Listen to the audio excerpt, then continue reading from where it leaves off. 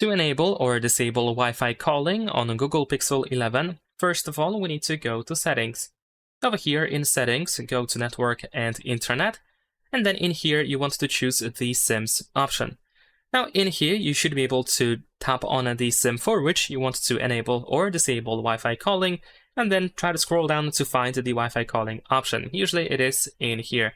And now we can tap on the switcher in order to activate or deactivate Wi-Fi calling for the selected SIM.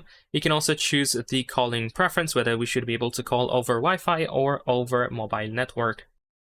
In case for some reason you don't have the option to toggle Wi-Fi calling in the SIM settings, then you can also go to the phone app. On the homepage of the phone app, you want to tap on these three lines in the upper left corner and go to Settings. Now here in Settings, we should be able to find calling accounts. In here, choose the SIM for which you want to enable or disable Wi-Fi calling, and here we have the Wi-Fi calling option. Leave a like and subscribe.